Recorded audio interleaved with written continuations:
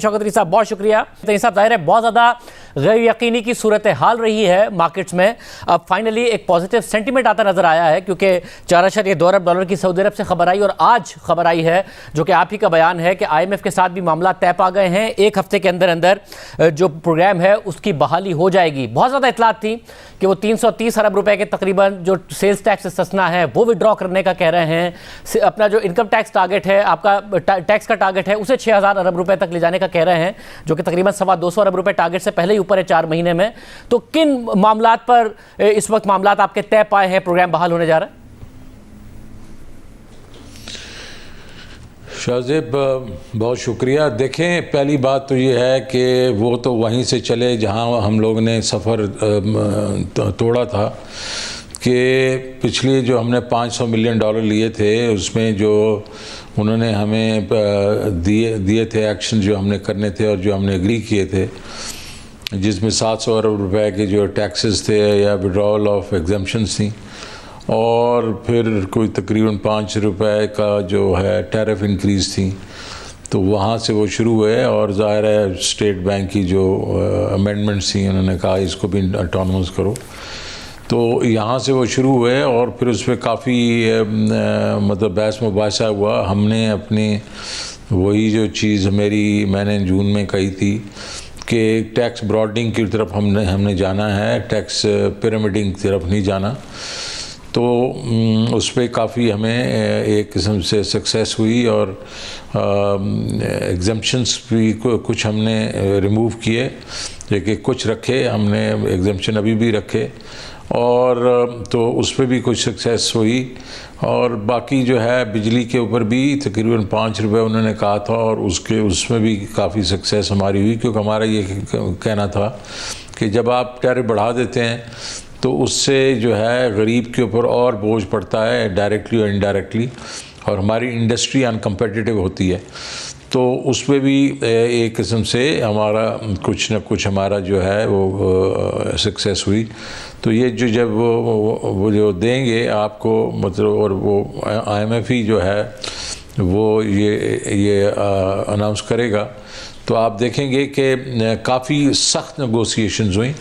उनका रवैया जो था वो काफ़ी सख्त था हमारे साथ, बिकॉज़ उनका कहना यह है कि आप बातें करते हैं, आप वादे करते हैं, पैसे लेके फिर आप एक किस्म से पीछे हट जाते हैं। तो इसलिए और आपको मालूम है माहौल भी ये अफ़गानिस्तान के बाद क्या बना हुआ था, अमेरिका की जो एटीट्यूड है उसका तो आप समझ ही सकते हैं। लेकिन इन भी मुश्किल हालात में हम मेरे ख़्याल में हमने काफ़ी एक अच्छा जो है वो एग्रीमेंट तय पाया। तो साहब, आपने अपनी प्रेस कॉन्फ्रेंस में भी कहा कि वो $500 मिलियन अभी तक मेरे गले पड़े हुए हैं, तो ज़ाहिर है वो सख्त शराइत थी, आप पहले भी इस हवाले से कह चुके हैं। तकरीबन हम ₹1.39 का इजाफा कर चुके, अब क्या मजीद कितने इजाफे पर वो मान गए हैं? सेल्स टैक्स अगर 325 अरब कह रहे थे तो क्या 150 अरब के आसपास मान गए जैसे कि इतलात आ रही है? कितने पर आपने मना लिया उन्हें? नहीं, देखें 700 अरब रुपए के जो टैक्सेस हैं, तो आप जब देखेंगे, जब रिज़ल्ट्स आएंगे, वो मैं अभी नहीं बता सकता हूँ कि वो एक किस्म से ब्रीच ऑफ ट्रस्ट होगा। तो काफ़ी हमारा जो है इसमें हम लोगों ने एक किस्म से कंसेशंस लिए हैं उनसे। और बिजली की कीमतों में?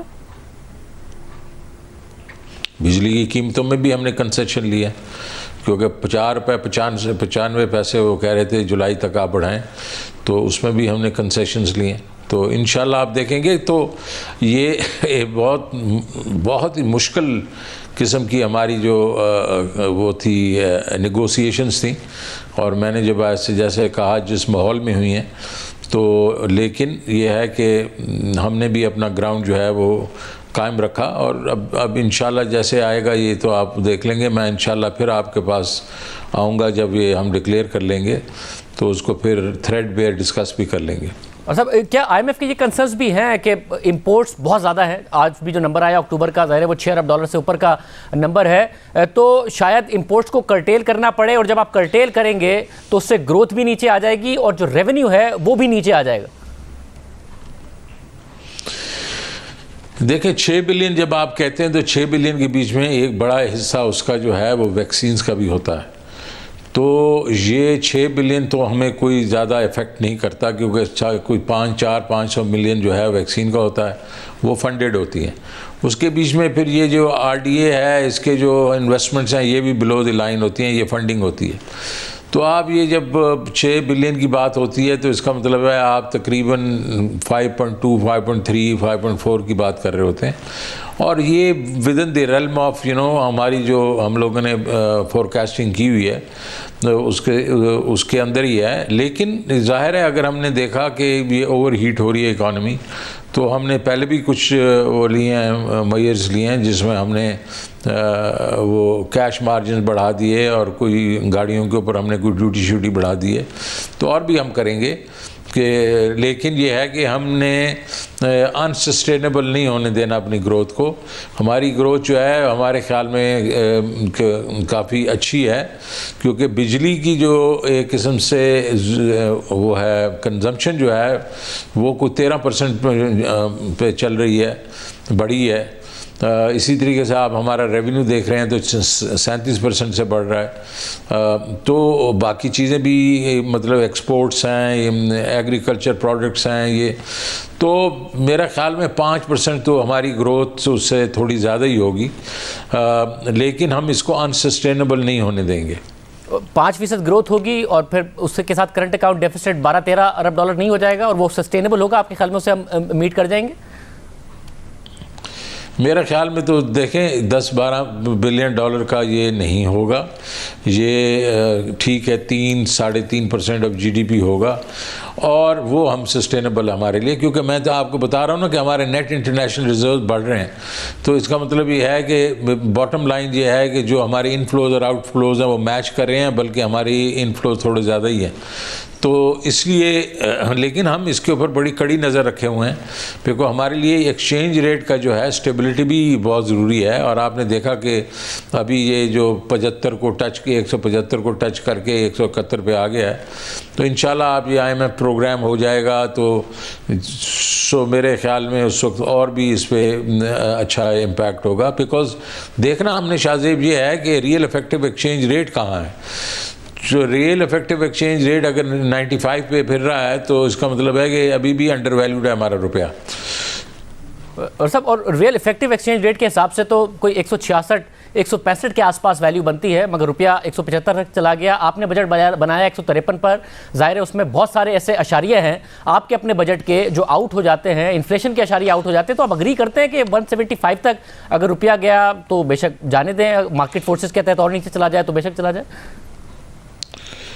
नहीं यार, मार्केट फोर्सेस में फिर देखें ना, जिस तरह आपने अभी बात की, बड़ी सही बात की कि रियल इफेक्टिव एक्सचेंज रेट पे हमारा रुपया 165, 166, 167 तक होना चाहिए, और वो अगर 175 पे गया तो ये स्पेकुलेटर उसको लेके गया। ये बेसिकली ये हमारे जो अफगानिस्तान के बीच में जो इवेंट्स हैं उससे जो डॉलर निकला उधर गया, फिर उसको हमने कंट्रोल करने की कोशिश की है, ये उसकी वजह से गया। तो ये रियल एक किस्म से वो जिसको आपका फ्री मार्केट वाली बात नहीं है। और इसके बीच में तो सेंट्रल बैंक जो है वो बिल्कुल इसमें बचाव होता है कि अगर स्पेकुलेटर अगर आ रहा है तो वो उसमें इंटरवीन करे। लेकिन हमने ये जो सऊदी की हमारी फैसिलिटी आई है उसकी वजह से ऑटोमेटिकली इस पर असर पड़ा है, मुस्बत असर पड़ा है। तो वो 171 पे तो आ ही गया है। तो अब इंशाल्लाह हम देखते हैं इसको, ये रियल इफेक्टिव एक्सचेंज रेट के करीब करीब कैसे आएगा ये। और साहब ये सऊदी अरब की तरफ से कितनी सर्टन है फैसिलिटी? लास्ट टाइम भी उन्होंने ज़ाहिर पाकिस्तान को पैकेज दिया था, फिर अचानक दरमियान में थोड़ी सी नाराज़ी हुई, वो पैसे वापस निकाल लिए और फिर चीन से लेके उन्हें देने पड़े। ये सस्टेनेबल है जिस पर हम रिलाई कर सकते हैं कि जी हाँ ये 4.2 अरब डॉलर आएंगे हमारे ऑयल फैसिलिटी की सूरत में भी, और 3.2% पर जो वो हमें कर्ज दे रहे हैं? बिल्कुल आएंगे, बिल्कुल आएंगे। मेरे सामने ये एग्रीमेंट हुआ है, क्राउन प्रिंस ने उनको हुक्म दिया है, फिर उसके बाद उनके फाइनेंस मिनिस्टर का मुझे टेलीफोन आ गया, फिर उन्होंने ये प्रेस रिलीज़ दी है, हमने नहीं दी उन्होंने दी है, फाइनेंस मिनिस्टर ने दी है उनकी अपना ऑफ सऊदी अरेबिया। तो इसलिए तो इंशाल्लाह ये है तो हकीकत है। मुझे साथ ही बताइएगा, शरह सूद में इजाफा करने के लिए भी क्या IMF का दबाव था इस हवाले से? IMF का जो सूद का जो है यार, ये तो बिल्कुल एक किस्म का स्टेट बैंक के साथ उनका ताल्लुक़ होता है। मैं तो इसमें इंटरफेयर ही नहीं करता हूँ। और सब मगर जो 9.2% का इन्फ्लेशन का नंबर आ रहा है, ज़ाहिर आप कम टारगेट कर रहे थे। साथ में स्टेट बैंक ने 25 बेसिस पॉइंट बढ़ाए, मगर 6 मंथ के टी बिल पेपर में नज़र आ रहा है हमें कि तकरीबन 75-80 बेसिस पॉइंट बढ़ गए। मार्केट एक्सपेक्ट कर रही है, आपके ऑप्शंस में भी नज़र आ रहा है कि मार्केट एक्सपेक्ट कर रही है कि इंटरेस्ट रेट्स और बढ़ेंगे, जिसका आप पे बर्डन आएगा इंटरेस्ट पेमेंट की सूरत में, बजट की सूरत में। हाँ देखें, हमारी उसमें ज़रूर आएगा। अगर देखें इस वक्त 9.2% इन्फ्लेशन है, लेकिन आपने कोर इन्फ्लेशन देखी होगी तो वो 6.7 पे ही है। 6.7 एक है, 6.4 एक है, तो तकरीबन एवरेज में 6.6% कोर इन्फ्लेशन है। तो हमें कोर इन्फ्लेशन के साथ इसका वो तयन करना चाहिए। लेकिन ये ज़रूरी है कि अगर ओवरऑल इन्फ्लेशन 9.1 है, 9.2 है, तो हो सकता है कि कोई इंटरेस्ट से थोड़ा सा बढ़े, लेकिन हमें उससे फ़र्क नहीं पड़ता, इसलिए कि देखें दो साइड हैं। एक तो ये है कि IMF की तरफ से प्राइमरी डेफिसिट के ऊपर उनका ज़ोर होता है। प्राइम डेफिसिट में ये जो हमारी इंटरेस्ट कॉस्ट है ये बीच में नहीं आती, उसको अकाउंट फॉर नहीं किया जाता। तो और दूसरी साइड पे मैं अपने रेवेन्यूज़ में बहुत आगे हूँ, तो मुझे उधर से भी फ़र्क नहीं पड़ता, क्योंकि इस वक्त आपको मालूम है अपने टारगेट से 230-240 अरब रुपया 4 महीनों में आ गया हूँ, तो वो भी मुझे कोई फ़र्क नहीं पड़ता। और तरीन साहब, ज़रा मार्केट में एक अनसर्टेनिटी थी, मार्केट के कॉन्फिडेंस के लिए आप ये कह रहे हैं कि इस पूरे साल के लिए जो ग्रोथ का टारगेट था उस पर भी आप कायम हैं, इस इंटरेस्ट रेट के हवाले से भी आपके जहन में कोई अनसर्टेनिटी नहीं है। साथ में आगे जाके जो पाकिस्तान की इस वक्त रिक्वायरमेंट होगी, अगर करंट अकाउंट डेफिसिट की जो भी रिक्वायरमेंट होगी पाकिस्तान की एक्सटर्नल फंडिंग की, उसका भी पूरा का पूरा अरेंजमेंट मौजूद है। बिल्कुल। और मैं ये आपको बता रहा हूँ, अगर हमने देखा कि हमारा करंट अकाउंट अगर ये आउट ऑफ कंट्रोल हो रहा है, तो पहले भी हमने एक्शन लिए, हम और एक्शन लेंगे, लेकिन हम इससे ये जो ग्रोथ को अनसस्टेनेबल नहीं होने देंगे। ग्रोथ सस्टेनेबल भी होगी और अच्छे नंबर्स के साथ भी होगी। ये 5% बरकरार रहेगा और आगे भी आप पॉजिटिव ही देख रहे हैं। स्लो डाउन बहुत जल्दी नहीं हो जाएगा, हम धड़ाम से गिर पड़ते हैं जैसे ही थोड़ा सा एक्सटर्नल प्रेशर आता है, जैसे ही 5-6% के पास जाते हैं। बिल्कुल आपकी बात सही है, और वो हम चाहते ही यही हैं कि ये 4% था हमारा 3.94, और उससे हम ये 5 पे जाएं और उसके बाद में 6 पे जाएं, और इसमें हमारा इस दफ़ा मुझे पूरा पक्का यकीन है कि हम तकरीबन 12% टैक्स टू GDP पे पहुंचेंगे, और ये बहुत बड़ा जंप है। और अगले साल अगर हम इस तरह 1.5-2% जंप लेते रहे तो 4-5 साल में हम 20% पे पहुँच जाएंगे। और तई साहब, इस बात पर कन्विंस करने में कामयाब हो गए आप IMF को कि जो PDL का इजाफा था, जो बजट में प्रॉमिस किया गया था, अब उसकी ज़रूरत नहीं है क्योंकि टैक्स रेवेन्यू अच्छा है और हम उससे उस गैप को मीट कर लेंगे? किस चीज़ का आपने कहा? किस चीज़ का? जो पेट्रोलियम डेवलपमेंट लेवी रखी थी तकरीबन 600 अरब रुपए की, अब उसमें उसके जरूरत नहीं है क्योंकि टैक्स रेवेन्यू इतना है कि उस गैप को मीट कर लेंगे। इस पर IMF कन्विंस हो गया?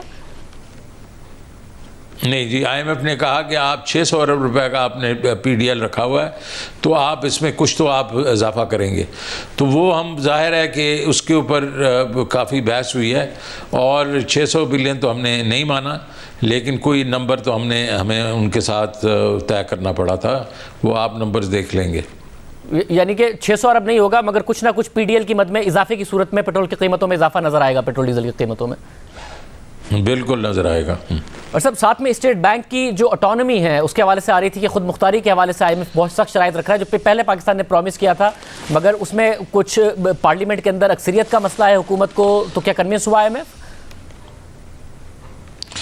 जी, उनसे हमारी बात हुई है। हमने कहा देखें ये तो ये आप चाह रहे हैं ना कि आप पार्लियामेंट में ये जो है ये पास हो अमेंडमेंट्स जो हैं, तो कुछ ऐसी चीज़ें आपने उसमें रख दी हैं जिसके लिए हमें 2/3 मेजॉरिटी चाहिए, जो हमारे पास नहीं है।